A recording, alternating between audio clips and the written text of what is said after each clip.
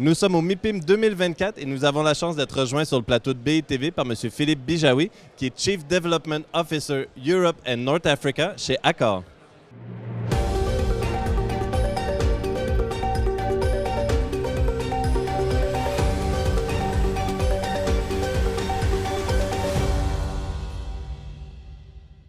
Philippe Bijawi, merci d'être avec nous sur le plateau de BITV. Merci pour votre invitation. Nous ouvrons aujourd'hui le MIPIM, un salon au cours duquel vous allez participer, je crois jeudi, si ma mémoire est exacte, au prochain Hospitality Workshop du MIPIM, dont le thème cette année, et je cite, est « The Missing Diamond to Solve the Office's Problem ». Vaste question. J'ai envie de vous demander pour commencer justement quelle solution le secteur hôtelier peut-il apporter aux problématiques que traverse actuellement l'immobilier de bureau? Alors, ce n'est pas la première fois que l'hôtellerie vient au secours de l'immobilier de bureau. C'est arrivé à chaque crise de l'immobilier de bureau à peu près. Très souvent, ce sont des établissements qui nous intéressent de par leur implantation. Il est très difficile de trouver des espaces disponibles en centre-ville dans les grandes villes françaises ou européennes. Et souvent, la réhabilitation d'un immeuble de bureau nous permet d'accéder à ces fonciers.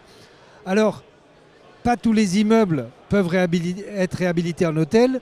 Ça dépend de leur configuration, ça dépend de leur âge, de leur construction, de l'espacement des fenêtres parfois. Il y a des éléments pour faire des cellules de chambre techniques qui doivent rentrer en compte. Mais souvent, on offre une très belle seconde vie à ces immeubles grâce à l'une de nos marques et qui peuvent s'implanter en centre-ville. D'accord, merci. Et justement, si on parle un peu du rapport entre le travail, on va dire plus tertiaire, et l'hôtellerie, à la sortie de la pandémie, avec la montée du télétravail, on a vu émerger ce concept de bleisure, le business and leisure, de plus en plus à travers l'Europe. Comment justement vous intégrez ce concept de bleisure dans la stratégie de développement de la marque Accor? Alors, on a pensé à ce mix de clientèle depuis longtemps, avec notre concept de Extended Hospitality.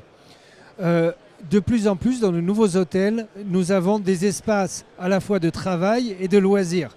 Nous avons par exemple les espaces coworking avec notre marque Wojo, qui permet aux gens qui sont dans des hôtels dits de loisirs de pouvoir s'isoler pour travailler. En même temps, on a des espaces de loisirs, spa, restaurants, bars, rooftop, qui permettent à la clientèle d'affaires aussi de se détendre et de rallonger leur week-end ou leur semaine de travail par un week-end dans un de nos établissements qui sont censés être des établissements dits d'affaires. On s'adapte aussi avec la configuration des chambres, les room amenities qu'on appelle, donc la manière dont on prépare le design des chambres. On a pensé à ça avant que cette nouvelle clientèle arrive et donc déjà nos hôtels sont déjà adaptés pour ça. D'accord. Et justement, on a parlé un peu plus tôt de la transformation des immeubles de bureaux obsolètes vers l'hôtellerie. C'est un mouvement, on parle souvent de leur transformation vers le résidentiel, peut-être un peu moins vers l'hôtellerie. Vous m'avez parlé tout à l'heure des difficultés un peu plus techniques. Est-ce que vous voyez justement ce mouvement se répandre à travers l'Europe? Est-ce que c'est une tendance de fond qu'on peut attendre d'après vous? Que ce soit pour le groupe Accor ou pour l'hôtellerie en général? Non, comme j'ai dit, c'est une tendance, vu que l'immobilier de bureau est un petit peu mal en point. Aussi, l'immobilier de bureau se délocalise, même avant qu'il soit mal en point. L'accessibilité des centres-villes est devenue compliquée. Donc beaucoup de sociétés s'implantent en dehors des villes et laisse vacants des immeubles dans les centres-villes. Donc c'est là qu'on peut intervenir. Alors techniquement, on arrive de plus en plus à trouver des solutions, même quand l'immeuble n'est pas tout à fait adapté, puisque les techniques de construction évoluent. Je pense notamment à certaines constructions préfabriquées en 2 dimensions ou 3 dimensions qui nous permettent de créer des cellules sur des espaces, des open space de bureaux. Donc Voilà, on cherche les technologies, on essaie d'adapter.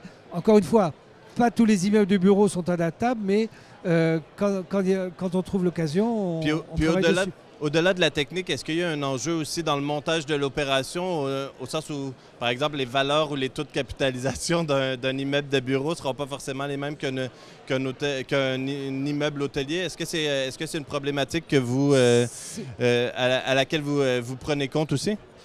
C'est pas une problématique puisque on s'adresse à des immeubles de bureaux qui sont vides, souvent vides depuis longtemps, qui ne trouvent pas preneur. Donc le taux de capitalisation d'un immeuble vide, il n'est pas très élevé, je vous assure. Il n'y a pas de problème de valeur là-dedans. Donc nous, on a la chance d'être dans une industrie qui est en plein essor.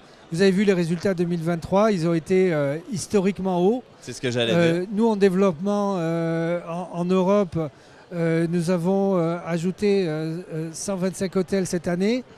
Nous avons ouvert 135 hôtels sur l'Europe et dans le monde, pratiquement un hôtel par jour. Donc, avec notre croissance, on a besoin de trouver des espaces un petit peu partout et on adapte avec nos partenaires investisseurs, on adapte nos contrats pour ce genre d'établissement. D'accord, parfait. Merci beaucoup Philippe Bijaoui, c'est un plaisir de vous recevoir sur le plateau de BI TV. Merci à vous. Merci à tous et toutes d'avoir été avec nous aussi, puis je vous dis à bientôt au MIPIM 2024 sur le plateau de BI TV.